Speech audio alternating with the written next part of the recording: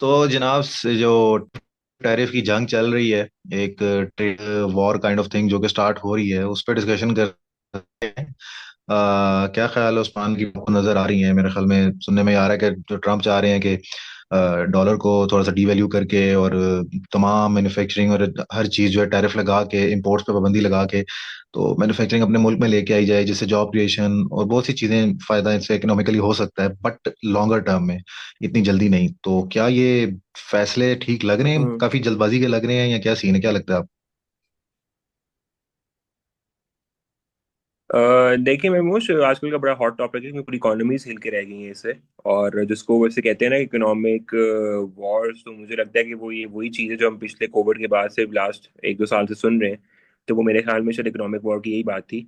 और देखें, इसके भी दो एस्पेक्ट्स हैं अगर देखा जाए तो। आई मीन, अगर एज ए लोकल आप यूएस सिटीजन के तौर पर देखा जाए या प्रेसिडेंट डोनाल्ड ट्रंप की बात की जाए, तो वो अपनी इकोनॉमी के लिए या अपनी कंट्री के लिए देख रहे हैं, तो दैट्स कम्प्लीटली फाइन कि वो अगर चाह रहे हैं कि अपनी इकोनॉमी को स्ट्रॉन्ग करना, या अपनी के मैन्युफैक्चरिंग इधर है कि आए, हमारी जॉब्स क्रिएट हों, हमारी टैक्स पेयर्स को ज़्यादा फायदा दिया जा सके, तो उस एस्पेक्ट से तो वो एक तरह से ठीक है। लेकिन एकदम से ही अचानक से 104% टैरिफ चाइना पे लगा देना, और फिर चाइना का जवाबी तौर पे 84% जो है ना टैरिफ यूएस के ऊपर लगा देना, इस तरह से फिर एक पूरी लिस्ट है। पाकिस्तान के ऊपर 26% है, कनाडा के ऊपर 25% है, इस तरह से और भी लिस्ट, पूरी एक लंबी लिस्ट है इसकी।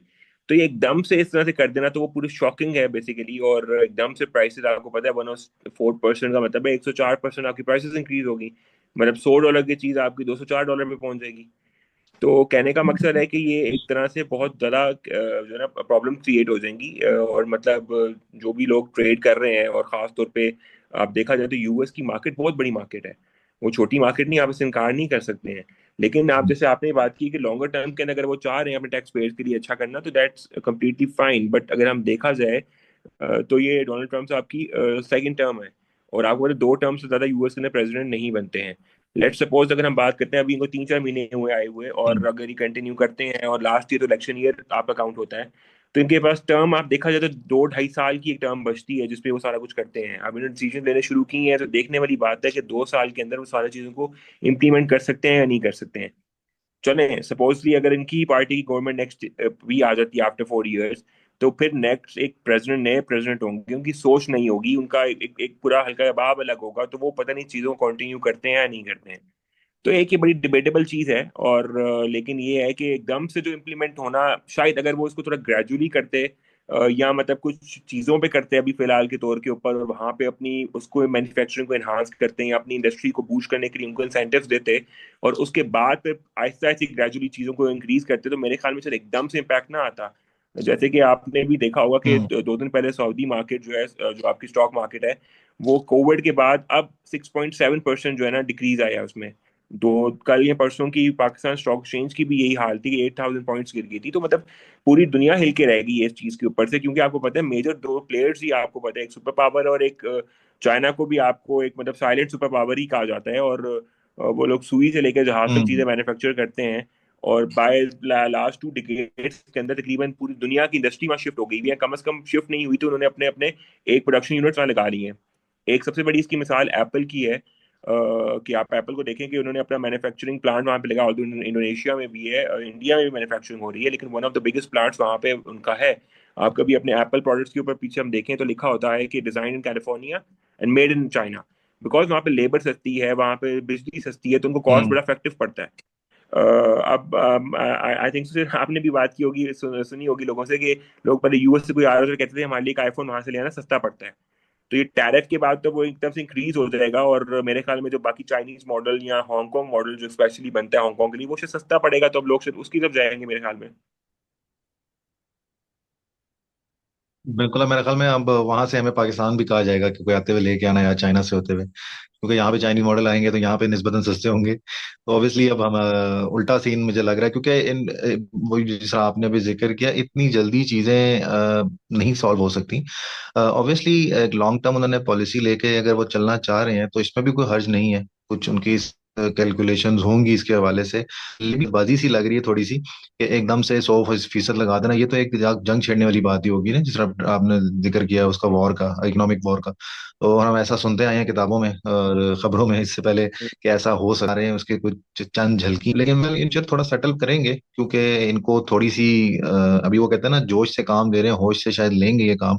तो थोड़ा सा इनको एहसास होगा कि यार ये चीज गलत तरफ जा रही है, और मेरे ख्याल में इससे पूरी दुनिया इंपैक्ट हो रही है ओवरऑल। जैसा स्टॉक एक्सचेंज आपने जिक्र किया कि उसमें नीचे आ रही है इस वक्त, और इवन के साथ की कंट्रीज भी हिलेंगी। और हम्म। डॉलर को तो खैर वो खुद ही चालू शायद इकोनॉमिकल टर्म्स आ सके, डॉलर को डीवैल्यू करके उस पर उनको फायदा होगा कि अपने मुल्क में चीजें बने, एंड ओवरऑल जो भी है और आपके जो हम्म। भी आप कह लें कि मैन्युफैक्चरिंग तमाम जो इंपोर्ट्स है वो खत्म हो जाए, खत्म तो नहीं लेकिन आहिस्ता आहिस्ता काफी हद तक कम हो जाए। बट ये एकदम से खत्म भी नहीं होंगी, जिसकी वजह से मेरे ख्याल में एक जो इन्फ्लेशन का बॉम्ब है ना उनके अपने ऊपर खुद गिरेगा। और जो एप्पल की एग्जाम्पल भी आपने दी, तो ये बड़ी प्रॉब्लम होने वाली है उनके लिए भी कि इम्पोर्ट्स बंद तो नहीं होंगी, ऑब्वियसली कम होंगी, बंद नहीं होंगी। Exactly, exactly. और आज की खबर है कि डोनाल्ड ट्रंप साहब ने खुद फरमाया कि हमें $2 बिलियन जो है पर डे के हिसाब से हमें इस पे आएगा। तो बेसिकली, और दो देखिए, इसमें दो चीज़ें हो सकती हैं मेमोश। एक तो सबसे बड़ी चीज़ ये है कि जो उन्होंने, आप कह रहे हैं, जल्दबाजी में फैसला किया है, मे भी शायद उन्होंने एकदम से, को कहते हैं ना, एक्सट्रीम पोजीशन लेने के बाद जब बाद में टेबल्स पे कुछ बात आती है तो शायद मे बी उसमें कोई आप जो है ना कुछ चीज़ अपनी बनवा लेते, कर लेते हो, तो मे बी शायद ये स्ट्रेटजी हो। क्योंकि मैं आज या कल की न्यूज़ ही देख रहा था कि इस पे क्लैरिटी तो मुझे नहीं आई है या मुझे कंफर्मेशन नहीं हो पाई है, लेकिन हम्म। सुनने में ये आया है कि चाइनीज ऑफिशियल्स और यूएस ऑफिशियल्स के बीच में कुछ राब्ता हुआ है और वो कुछ बीच में बैठ के बात करना चाह रहे हैं। तो शायद मे बी टेबल पे लाना ही शायद इसको मकसद हो, और शायद उम्मीद कर सकते हैं कि अगर दोनों बैठ के बात करें तो शायद कुछ बीच का रास्ता हम्म। निकाल लें दोनों, और कुछ टैरिफ में थोड़ा नजरसानी करें आपस के अंदर बैठ के, और कुछ इसमें से निकल आए। तो एक मे बी रीजन ये हो सकती है कि अगर टेबल पे बैठने के लिए एकदम से दोनों ने एक्सट्रीम पोजीशंस ली हैं और उसके बाद अब एक चीज करके कुछ सेटल डाउन करेंगे चीजों के ऊपर। लेकिन साथ से मेरे ख्याल में ये जो है एक तरफ से बहुत एक मेजर स्टेप है, बट इससे एशिया के लिए और गल्फ के लिए मेरे ख्याल में भी अपॉर्चुनिटीज निकलेंगी। क्योंकि अगर एक तरफ से, और तो आप जैसे कह रहे हैं, इंपोर्ट्स बिल्कुल बंद नहीं होंगी, चाइना से एक्सपोर्ट्स चलती रहेंगी टुवर्ड्स यूएस, बट अगर उसके एक चंक काफी कम होगा तो उसकी वजह से हमारे एशियन मार्केट के लिए और गल्फ मार्केट के लिए एक अपॉर्चुनिटी है कि वो फौरी तौर पे उसको कैप्चर करते हुए शायद मे भी उनको जो डिफरेंट कंपनी से स्टॉक था वो थोड़ा सा अच्छी प्राइसेस पे अच्छी डील्स मिल सकें, और उसका एक फायदा भी आएगा। जब जैसे एक तरफ से एक प्रॉब्लम होती है तो उसका एक सोल्यूशन भी निकलता है। तो वी होप सो कि अल्लाह करे कि कोई अच्छा सोल्यूशन निकले और पूरी दुनिया के लिए इस पे जो इम्पैक्ट आ रहा है वो थोड़ा सा कम हो, और एक अच्छा इस पे बेहतर हल निकल सके, और ताकि स्ट्रीमलाइन चीजें चल सके। एकदम से बहुत जरा जो ये सुनने में आ रहा है तो ये जरा थोड़ा सा मैनेजेबल नहीं नहीं हो रहेगा। पाएगा। हमारे जो लोकल फ्रीलांसर्स हैं उनके लिए भी थोड़ा प्रॉब्लम हो सकती है, क्योंकि ऑब्वियसली इंपोर्ट्स पे अगर प्रॉब्लम आएंगी तो जो वेंडर्स के थ्रू जो भी डील वगैरह करते हैं, ऑब्वियसली स्टोर और एवरीथिंग जो भी इंपोर्ट्स हैं वो तो वहीं पे होनी है। सो यहाँ से जस्ट एक वो उनका डीलिंग चल रही है।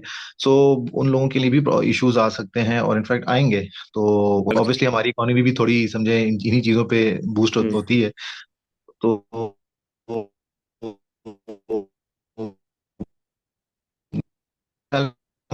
हम्म।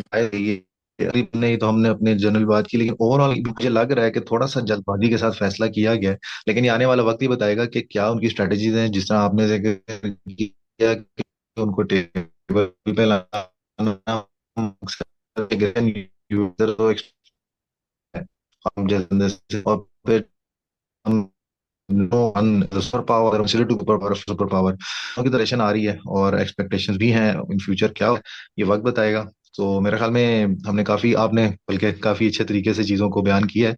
और अगर कोई पॉइंट इसमें रह गया हो तो हम इंशाल्लाह नेक्स्ट में दोबारा डिस्कस कर लेंगे, और तमाम देखने वालों को भी रिक्वेस्ट करेंगे कि हमें बताएं कैसा लगा। और अपना देखने का शुक्रिया, तमाम देखने वालों का शुक्रिया, आपका भी शुक्रिया। अपना ख्याल रखें। अल्लाह हाफिज।